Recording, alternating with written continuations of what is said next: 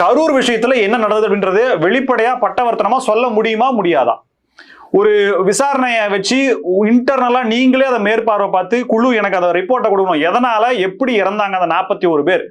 நீங்க பேசும்போது சொன்னீங்கல்ல, சின்ன குழந்தைய நான் பறி கொடுத்திருக்கேன், எவ்வளவு மன கஷ்டத்தோட நான் இருந்தேன், நான் என்ன ஓடிட்டேனா அப்படின்ற. ஏர்போர்ட்ல கூப்பிட்டு 41 பேர் செத்துருக்காங்க சார், ஏதாவது பேசுங்க சார் சொல்லி கேட்ட வீடியோ இப்ப வைரல் ஆயிட்டு இருக்கு. எதுக்கு இந்த மாதிரிலாம் பேசணும்? இப்ப அந்த ஏர்போர்ட்ல பேசுறதுக்கு உங்களை யாராவது தடுத்தாங்களா? இல்ல ஏற்கனவே சொல்லி அனுப்பிச்சாங்களா? அதை சொல்லலாமே, நீங்க சிஎம் தானே. இப்ப பேசுறீங்கல்ல என்ன அப்படின்னு சொல்லி அந்த பீப் போட்டு இன்னைக்கு பேசுறீங்கல்ல, இப்போ உங்களை யார் என்ன கேள்வி கேட்க முடியும்? நீங்க தாராளமா எனக்கு இந்த கால் வந்தது, நான் அதனாலதான் நான் பேசல பற்றி சொல்லலாமே. மீண்டும் அந்த ரசிகர்களை 31 பேருக்கு வேலை, அதுவும் நீதிமன்றம் சொல்லிடுச்சு நிரந்தர வேலை கொடுக்க கூடாது கேஸ் முடிகிற வரைக்கும் சொல்லி 31 பேருக்கு வேலை, ஒருத்தருக்கு 10 லட்சம் ரூபாய் பணம். இது எல்லாத்தையும் தாண்டி நினைவு சின்னம்னு சொல்றீங்களே, நீங்க யோசிச்சு பாருங்க, யாருக்கெல்லாம் நினைவு சின்னம் வைப்பாங்க?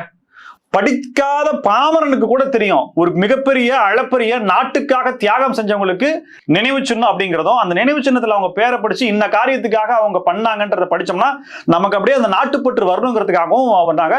இல்ல ஒரு பெரிய டிசாஸ்டர் நடந்துருச்சு, ஒரு பேரிழப்பு ஏற்பட்டுருச்சு, ஒரு விபத்து ஏற்பட்டுருச்சு, இனிமே இது மாதிரி ஏற்படக்கூடாது அப்படின்னா அதுக்கு ஒரு மைண்ட்ல நிக்கிற மாதிரி வச்சு நம்ம பண்ணலாம். இது என்ன நடந்தது, யாரு செஞ்சாங்க? உடனே செந்தில் பாலாஜி கிட்ட போயிடுச்சு. நான் எந்த இடத்துலயும் திமுக முட்டு கொடுக்குறேன், நீ 200 ரூபாய் ஊப்பின்னு போட்டீங்கன்னா அது சரியில்லை, நான் அந்த மாதிரி சொல்லவே கிடையாது. செந்தில் பாலாஜி அவர்கள் தான் குற்றவாளி, தயவு செய்து நீங்க சொல்லுங்களேன், அதுக்கான ஆதாரத்தை சொல்லுங்களேன். இப்ப பத்திரிகையாளர்கள் எங்களுக்கு என்னமே தெரியாது, நீங்க தான் சொல்லணும். சிஎம்ங்க நீங்க.